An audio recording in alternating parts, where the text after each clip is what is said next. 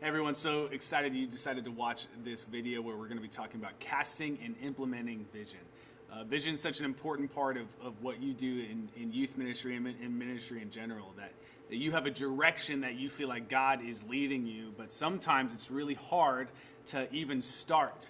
How do you start to cast vision? And I remember, I'll never forget the first day I sat down at my desk in my chair officially as a youth pastor.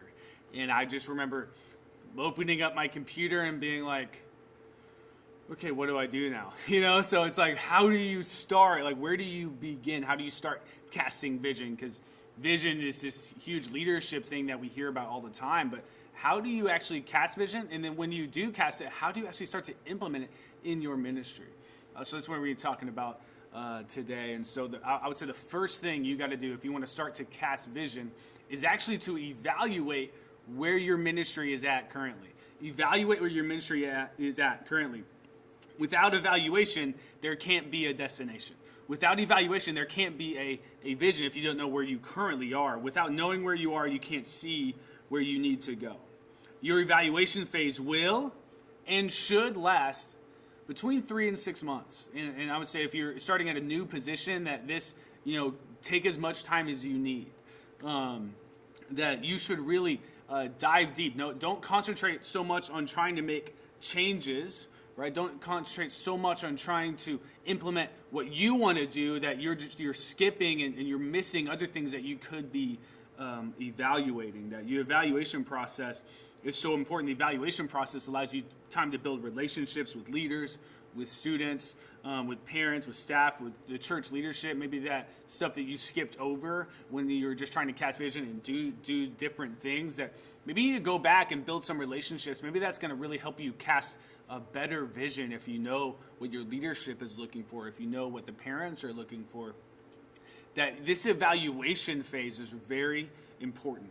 See, the temptation to make changes right away when you step into a new position, let's say, is going to be very high. That temptation is going to be very real, that you just need to start making changes right now. But I would just encourage you to hold off. I would encourage you to hold off for a little bit as you are in this evaluation phase. That, there might be some areas in the ministry, though, that are really unhealthy, that you think are really hurting. And I would say don't hesitate to change that stuff. But I think overall, I think that you could take some time and just really evaluate, maybe just maintain what's going on right now until you have a really good sense of where the ministry is at, where the church is at, where the culture is at, where the people are at, what the vision of the church is.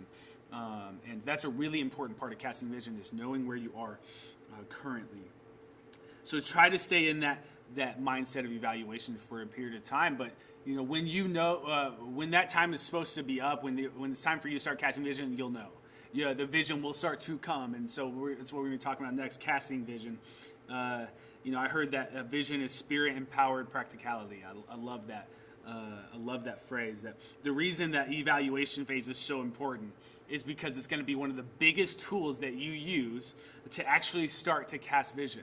That your evaluation will be the building blocks that you build the vision on top of. That your evaluation is so important. You'll see when you're casting vision, you take your evaluation and inflate it. And this is what I did here at Dream City. I took the evaluation after 3 to 6 months and I inflated it. So what I did was I said, if 150 more students showed up next week, could we handle it? If our youth ministry tripled or our youth ministry doubled next week, could we handle it? Do I have enough leaders? How is my check-in system? Can my follow-up system handle that? Does my current small group model make sense with that many students? That you take what your evaluation is and you multiply it, you put pressure on it, and can your current status handle that? Probably not. Okay, what do we need to change? How can we change? How can we prepare? How can we prepare ourselves in the youth ministry for a harvest? How can we make room so that God can fill the room? Right? I believe God is waiting on us to make preparations in order for him to bless us. But if we continue to stay where we are, he's going to look at us and say, I may send I might send 1,000 kids to you next week, but you can't even handle it, and it won't be, it'll be a waste of their time, and you won't be able to make an impact. And so we need to make room.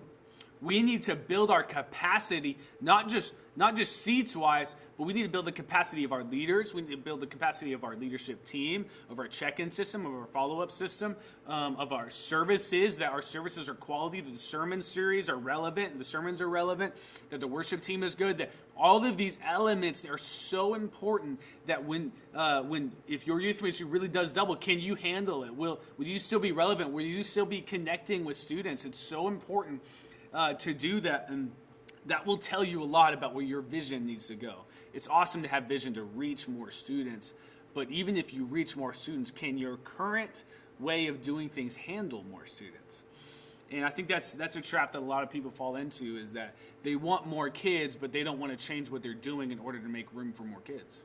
And when the more kids come, their infrastructure can't handle it, and the kids fall through the cracks. And so how do we prevent that? Well, take where you currently are and inflate it and start plugging those holes. That's a really awesome way to start casting vision for your youth ministry.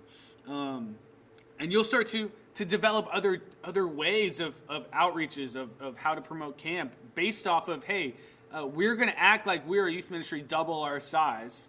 And if we can do that, then we believe the numbers will actually start to come.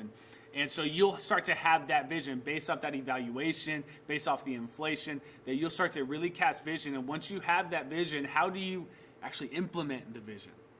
How do you go about, okay, like I know where we need to go. I feel like God's spoken to me. I feel like my leadership's on board. Okay, how do I know where to go now? Well, it starts with communication. It starts with you communicate, right? So how do you communicate? What's the best way to communicate? Well, it's the best thing that you could possibly do is communicate with your leaders first. Get them on board. But also, what's really important to communicate to them is a timeline. It's really important for you to take your vision and break it down into a timeline. It takes what seems impossible, and when you break it down into action steps, it makes it a lot possible. See, vision without action is no longer vision. It's a dream.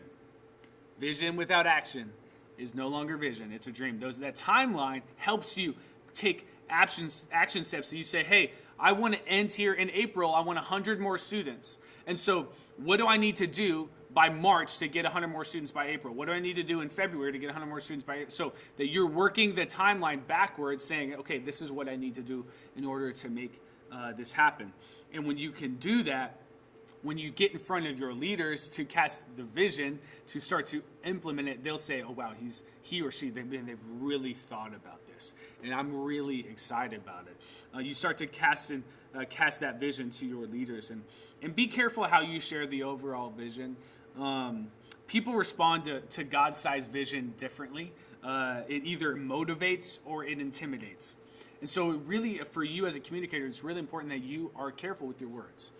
That you're not using examples that are going to intimidate your leaders. You want to use examples that are going to motivate your leaders to move and to help you and to have that mindset shift or perspective shift or take on a new role or whatever that would mean, that you give them the true heart of the change, not just the change, but the heart of the change. So how you communicate is so important, and be careful how or who you share big vision with. There's certain things that I believe that God has revealed to me that I think will happen in our youth ministry, but I haven't told anyone.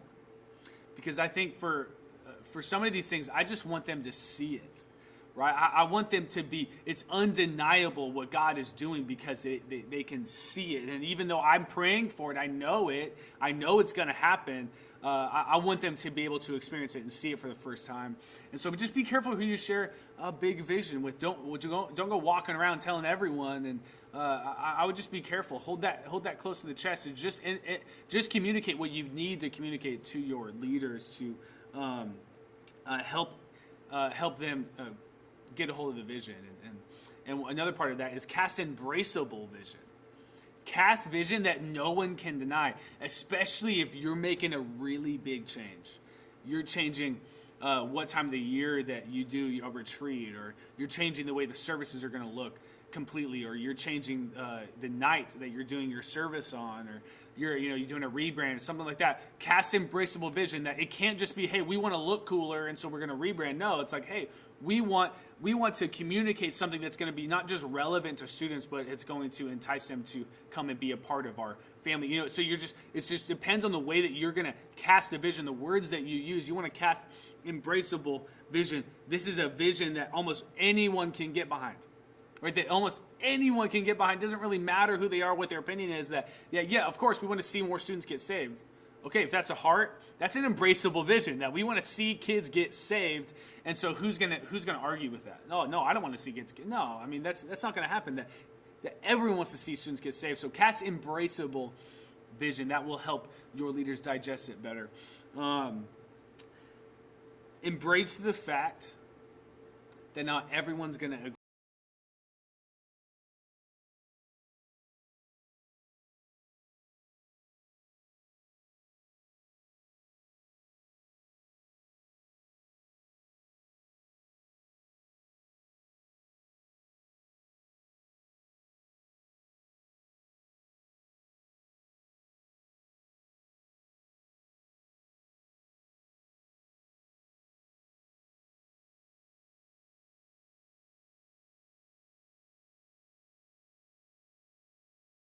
Doing what God wants you to. The secret to communicating vision is having confidence in the vision that God has given you. Have confidence that it is from God, that the source is God, that God is going to go before big, scary, God-sized vision. He's going to go before you and lay the groundwork. That if you stay rooted in prayer, if you stay rooted in the Bible, if your heart is pure, you just want to see people come to know God more, God is going to honor that. He's going to walk before you. He's going to make things happen. He's going to open doors that you can never expect in order to make that God-sized vision happen. And even though you might have people talking behind your back, even though you might have people who even might post things about the vision that you have, or even you might have people who are openly in disagreement with you, you can walk forward in confidence that no matter what someone else says, they don't determine the outcome of a God-sized vision. Only God does. So your job is to walk in confidence and to be consistent with the vision. And if you can do that, you're going to have an amazing youth ministry. And so I'm so excited. Hopefully this helped you. If you have any questions, please contact me, bwood@dreamcitychurch.us. Love you guys.